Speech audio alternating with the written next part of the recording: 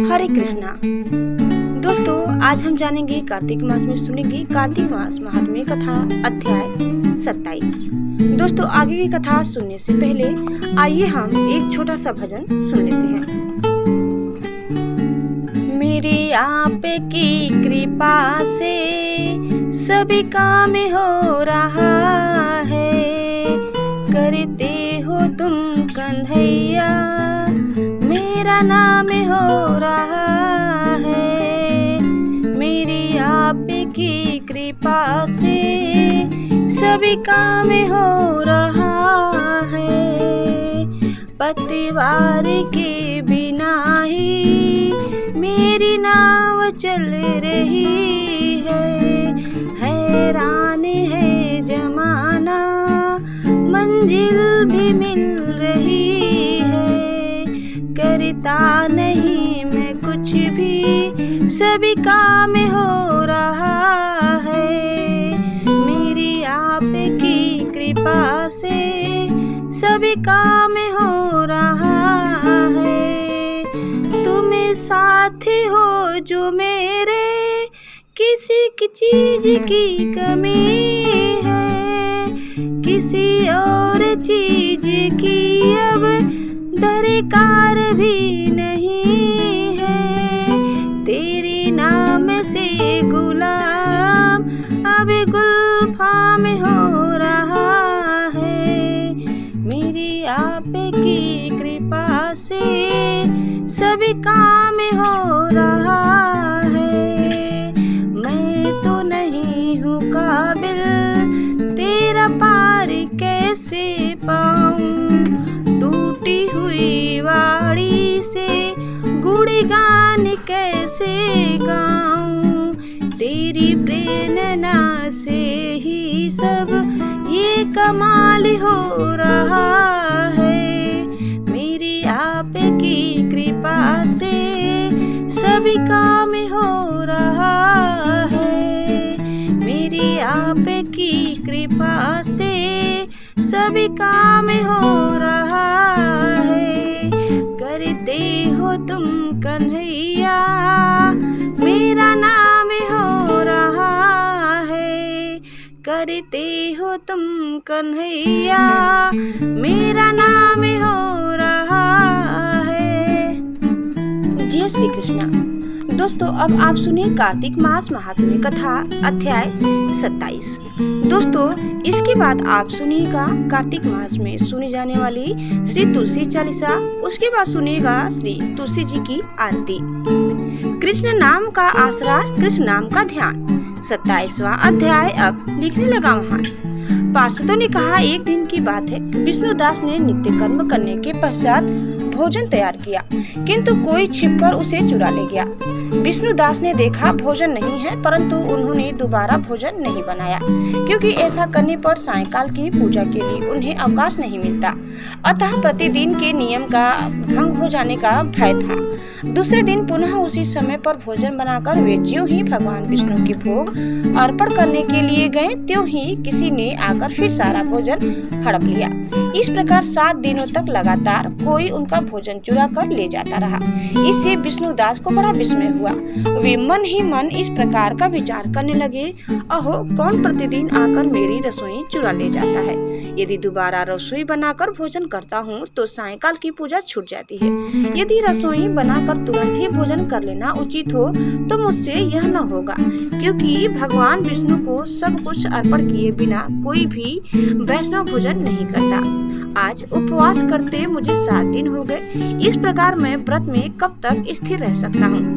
अच्छा, आज मैं रसोई की भली भांति रक्षा करूंगा। ऐसा निश्चय करके भोजन बनाने के पश्चात वे कहीं छिप कर खड़े हो गए। इतने में ही उन्हें एक चांडाल दिखाई दिया, जो रसोई का अन्न रहकर जाने के लिए तैयार खड़ा था। हरकर जाने के लिए तैयार खड़ा था। भूख के मारे उसका सारा शरीर दुर्बल हो गया था। मुख पर दीनता छा रही थी। शरीर में हाड़ और चाम के सिवा कुछ शेष नहीं बचा था।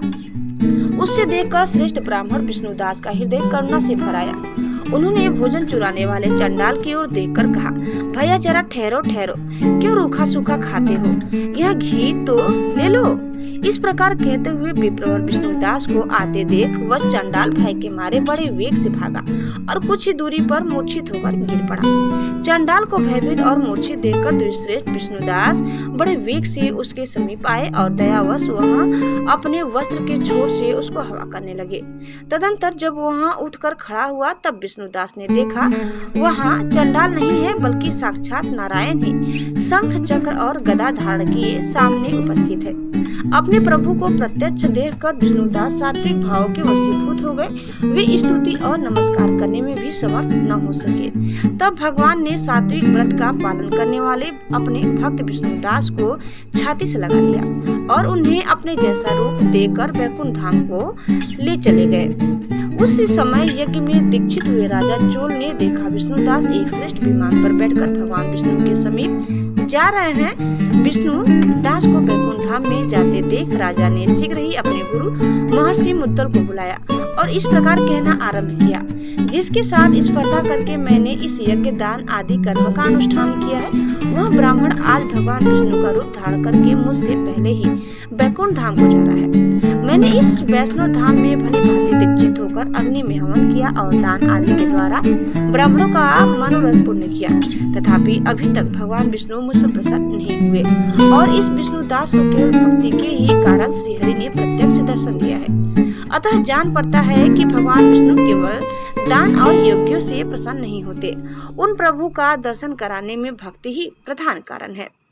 दोनों पार्षदों ने कहा। इस प्रकार कहकर राजा ने अपने भांजे को राज सिंहासन पर अभिषिक्त कर दिया। वे बचपन से ही यज्ञ की दीक्षा लेकर उसी में संलग्न रहते थे, इसीलिए उन्हें कोई पुत्र नहीं हुआ था। यही कारण है कि उस देश में अब तक भांजे ही राज्य के उत्तराधिकारी होते हैं। भांजे को राज्य देकर राजा यज्ञशाला में गए और यज्ञ कुंड के सामने खड़े होकर भगवान विष्णु को संबोधित करते हुए 3 बार उच्च स्वर से निम्नलिखित वचन बोले, भगवान विष्णु आप मुझे मन वाणी शरीर और क्रिया द्वारा होने वाली अविचल भक्ति प्रदान कीजिए। इस प्रकार कहकर वे सबके देखते देखते अग्निकुंड में कूद पड़े। बस उसी क्षण भक्त वत्सल भगवान विष्णु अग्निकुंड में प्रकट हो गए। उन्होंने राजा को छाती से लगाकर एक श्रेष्ठ विमान में बैठाया और उन्हें अपने साथ लेकर वैकुंठ धाम को प्रस्थान किया। नारद जी बोले, हे राजन, जो विष्णुदास थे वे तो पुण्यशील नाम से प्रसिद्ध भगवान के पार्षद हुए और जो राजा चोल थे उनका नाम सुशील हुआ। इन दोनों को अपने ही समान रूप देकर भगवान लक्ष्मीपति ने अपना द्वारपाल बना लिया। तो दोस्तों, इस प्रकार वीडियो ही समाप्त होता है। उम्मीद करते हैं कि आपको हमारी आज की ये कथा जरूर पसंद आई होगी। कैसी लगी कमेंट करके बताइए। चैनल में नए हैं तो अब आप सुनिए श्री तुलसी चालीसा। जय जय तुलसी भगवती सत्यवती सुखदानी, नमो नमो हरि प्रेयसी श्री वृंदा गुण खानी। श्री हरि शीस विरजिनी देहु अमरवर अम्ब, जनहित हे वृंदावनी अब न करहु विलम्ब। धन्य धन्य श्री तुलसी माता, महिमा आगम सदा श्रुति गाता। हरि के प्राणहु से तुम प्यारी, हरहि के हेतु किन्हो तब भारी। जब प्रसन्न है दर्शन दिन्हो, तब कर जोरी बिने उसे किन्हो। हे भगवंत कंत मम हो, दीन जानी जनी छाड़ा हूँ छोहू। सुनि लक्ष्मी तुलसी की बानी, दिन्हो श्राप कथ पर आनी। उस अयोग्य वर मांगन हारी, हो बिटप तुम जड़ तनु धारी। सुनि तुलसी ही श्रयोते ही मिठामा, करहो वास तो नीचन थामा। दियो वचन हरि तब तत्काला, सुनहो सुमुखी जनी हो बिहाला। समय पाही ब्योरो पाती तोरा, पुजियो आस वचन सत मोरा। तब गोकुल मह गोप सुदामा, तासु भय तुलसी तू बामा। तुलसी श्री कृष्ण रास लीला के माही, राधे सख्यो प्रेम लखी नाही। दियो श्राप तुलसी तत्काला, नर लोक ही तुम जन्म हो बाला। यो गोप वह दानव राजा, सड़ख चूड़ नामक सिर ताजा। तुलसी भई तासु की नारी, परम सती गुण रूप आगारी। अस द्वै कल्प बीत जब गयहूँ कल्प तृतीय जन्म तब भयहूँ वृंदा नाम भयो तुलसी को असुर जलंधर नाम पति को करी अति द्वंद अतुल बल धामा लिन्हा शंकर से संग्रामा जब नीच सैन्य सहित शिव हारे मरही न तब हर हर ही पुकारे पतिव्रता वृंदा थी नारी को न सके पत ही संहारी तब जलंधर ही भेष बनाए वृंदा ठीक हरि पहुँच्यो जाय शिव हित लही करी कपट प्रसंगा कियो सतित्व धर्म ही भंगा भयो जलंधर कर संहारा सुनि उर शोक उपारा तीही छड़ दियो कपट हरि टारी लखी वृंदा दुख गिरा उजारी जलंधर जस हत्य अभिता सोई रावण तस हरहि सीता अस प्रस्तर समहृदय तुम्हारा धर्म खंडी मम पति संहारा यही कारण नहीं श्राप हमारा होवे तनु पाषाण तुम्हारा सुनि हरि तुरत ही वचन उचारे दियो श्राप बिना विचारे लख्यो न निज कर तूति पति को छलन चाहो जब पार्वती को जड़मती तू अस हो जड़ रूपा जग मम तुलसी बिटप अनूपा धग्व रूप हम साली ग्रामा नदी गंडकी बीच ललामा जो तुलसी दल हम ही चढ़ई है सब सुख भोगी परम पद पई है बिनु तुलसी हरि जलत शरीरा अतिशय उठत शीस उर पीरा जो तुलसी दल हरि शीर धारत सो सहस्त्र घट अमृत डारत तुलसी हरि मनोरंजन हारि रोग दोष दुख भंजन हारि प्रेम सहित हरि भजन निरंतर तुलसी राधा में नहीं अंतर व्यंजन हो 56 प्रकारा बिन तुलसी दलन हरहि प्यारा सकल तीर्थ तुलसी तरु छाही लहत मुक्ति जन संशय नाहि कवि सुंदर इक हरि गुण गावत तुलसी ही निकट सहस गुण पावत बसत निकट दुर्वासा थामा जो प्रयास ते पुर ललामा पाठ करहि तो नित नर नारी होई सुख भासहि त्रिपुरारी तुलसी ता 40 पढ़ही तुलसी तरु ग्रहधारी दीप दान करि पुत्र फल पावहि बंदे नारी सकल दुख दरिद्र हरहारी परम प्रसन्न आसीय धन जन लड़ही ग्रह बसही पूर्ण अत्र लाही अभिमत फल जगत महलाही पुण्य सब काम जय दल अर्पहि तुलसी तहम सहस बसही हरिरा तुलसी महिमा नाम लख तुलसी सुत सुख राम मानस 40 रज्यो जग महम तुलसीदास तुलसी महारानी नमो नमो हरि की पटरानी नमो नमो धन तुलसी पूरन तब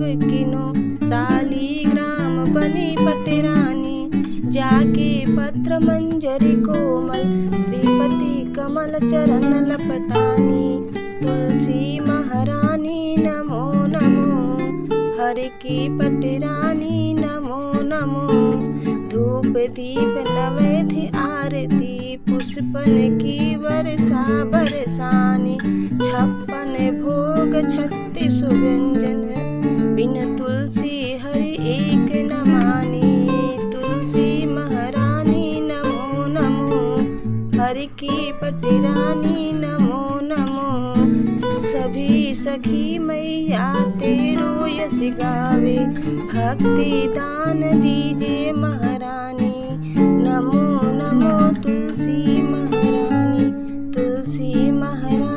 नमो नमो तुलसी महारानी नमो नमो हरि की पटरानी नमो नमो।